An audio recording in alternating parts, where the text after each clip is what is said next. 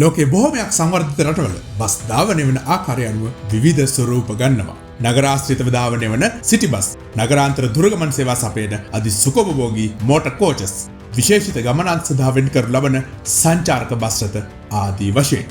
මේ අතරින් කෝචස් කියන්නේ ප්‍රාන්ත දෙකක් හෝ නගර දෙකක් හෝ කිහිපයක් අතර ධාවනය වන අධි සුඛෝපභෝගී බස් රථ සේවාවලට.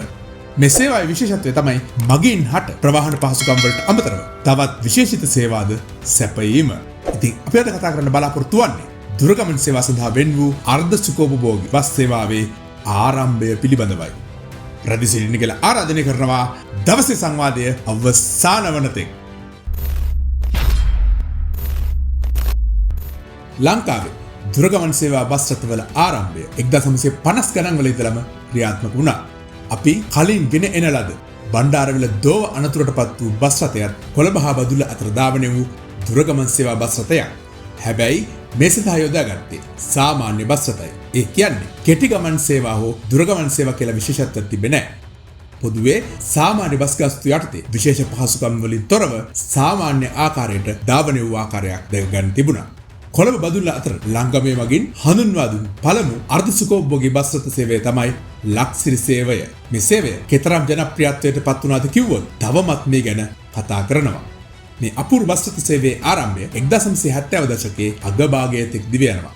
1977 එක්සත් ජාතික පක්ෂ ආණ්ඩුව බලයට පත් වුණාට පස්සේ ප්‍රවාහන අමාත්‍ය ධූරදරුවේ එම්.එච්. මොහොමඩ් මහතායි එවකට ලංගමේ ප්‍රාදේශික 8කට විමත් දෙගත කොට පරිපාලනය කරා. ඒ මධ්‍යම ගමනාගමන මණ්ඩලය, ඌව ප්‍රාදේශිකය, දකුණු ප්‍රාදේශිකය ආදී වශයෙන් ඌව ප්‍රාදේශික භාරව කටයුතු කරේ අමර මල්වත්ත පීරිස් මහතායි. ඔහු යටතේ වෙරහැර වැඩපොළක් පැවතුණා. මල්වත්ත පීරිස් මහතා තායිලන්තයේ සංචාරයක නිරතව සිටින අතරතුර චෙන්මයි සිට බැංකොක් වලට එරට බස් රථයකින් ගිහින් තියෙනවා. එම බස් රථයේ ගමන්ගත් මගින් හට ටිකට් පත පෙන්වා ආහාර පාන ආදිය නොමිලේ ලබාගත හැකි ක්‍රමවේදයක් තිබිලා තියෙනවා. ලංකාවේ ප්‍රවාහනයට සම්බන්ධ වේ සිටි මෙතුමාටත් මේ පිළිබඳව යම් අදහසක් ඇති වෙනවා. ඒ ලංගමේනු මේ ආකාරයේ බස් රථ සේවයක් ආරම්භ කිරීම පිළිබඳවයි.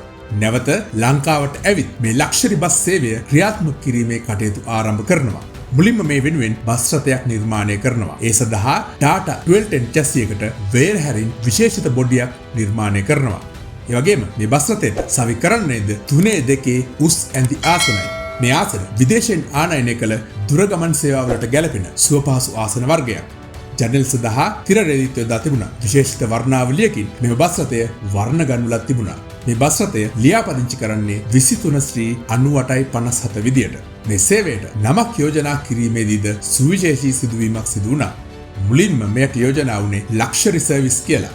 ඒත් එවකට ඌව ප්‍රාදේශිකයේ ධාවන කළමනාකරු වූ අශෝක ගුණසේකර මහතා විසින් මල්වත්ත පීරිස් මහතාට යෝජනා කළේ ලක්ෂරි නම සිංහල හුරුවට ලක්සිරි විදිහට වෙනස් වුණොත් ඵලදායක වෙන බව කියලා.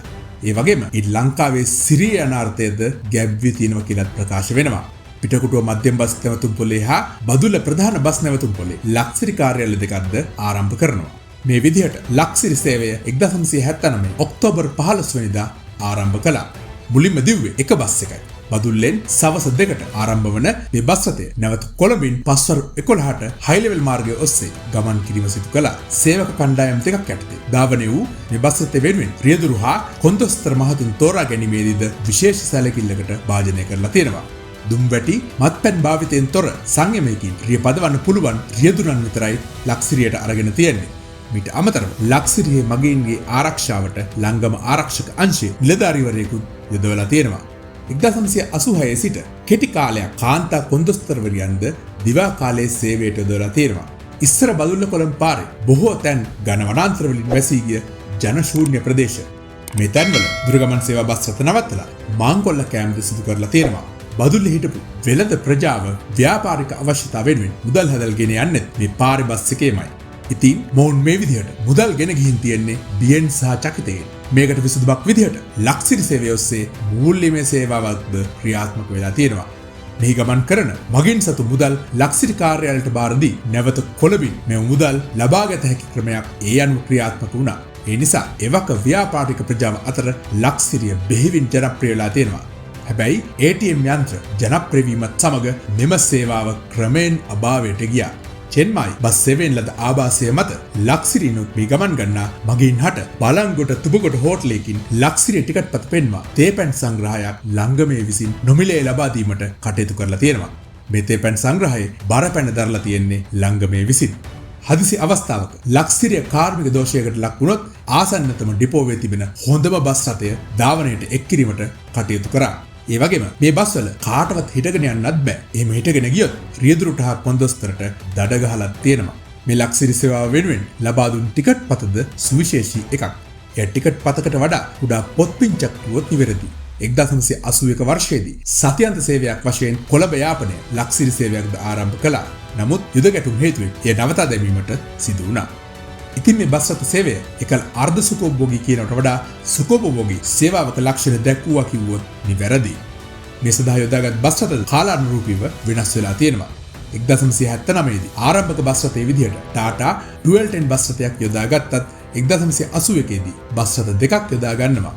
මේ වෙනුවෙන් Mercedes-Benz OH1113 chassis දෙකක් යොදාගත් අතර මේවට බොඩි ගැහෙව්වේ වේර හැරදී. මේ බස් රථ අංකණය වූයේ 29 7479 හා 29 7981 වශයෙන්.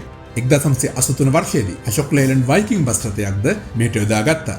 නමුත් මේ ධාවනය වූයේ කෙටි කාලයයි. මොකද බදුල්ල කියන්නේ Benz Tata ඩිපෝවක්. මේ හේතුවෙන් නඩත්තුව සම්බන්ධ ගැටලු ඇතිවලා තිබෙනවා. ඉන්පසුව මෙම 30 ශ්‍රී 10.55 දරන බස් රථය ලේලන්ඩ් ඩිපෝවක් වූ මොනරාගල ඩිපෝට ලබා දීමට කටයුතු කරා.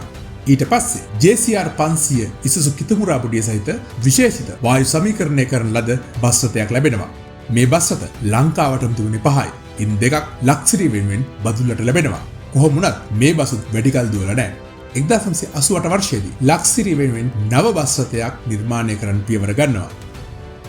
ඒ සඳහා අමර මල්වත්ත පීරිස් මහතාම ඉන්දියාවේ රූපී සමාගමට ගොස් තම පිරිවිතරවලට අනුව බස් දෙකක් නිමවා ගන්න කටයුතු කරනවා.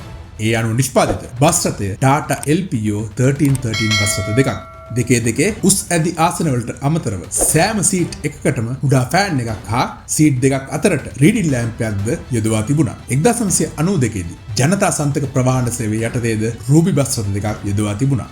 1996 දී මේ වෙනුවෙන් යොදාගත්තේ ඩිමෝ බස් රථ දෙකක්. මේ කාලය වන විට බිබිල ඩිපෝව මගින්ද ලක්සිරි සේවයක් ආරම්භ කරලා තියෙනවා. 1999 වර්ෂයේදී යොදාගත්තේ ඉසුසු හා ටාටා ඉන්ටර්සිටි බස් දෙකක් ලක්සිරිය එවකට ධාවනය කළේ පොකුරු බස් සමාගම් යටතේ. 2005 පස්සේ මේ සේවාව වෙනුවෙන් යොදාගත්තේ සාමාන්‍ය ධාවනයට යොදා ගන්න බස් රථ. කොහොමුණත් මගේ ආරක්ෂාව සහතික කළ අර්ධ සුඛෝපභෝගී සේවාවකට එහා ගිය සේවයක් සපයමින් වසර ගණනාවක් තිස්සේ සේවය ලබා දුන් ලක්සිරිය කතාවට තිත තබමින් අදට අපේ දවසේ සංවාදය හමාර කරනවා. ස්තුතියි.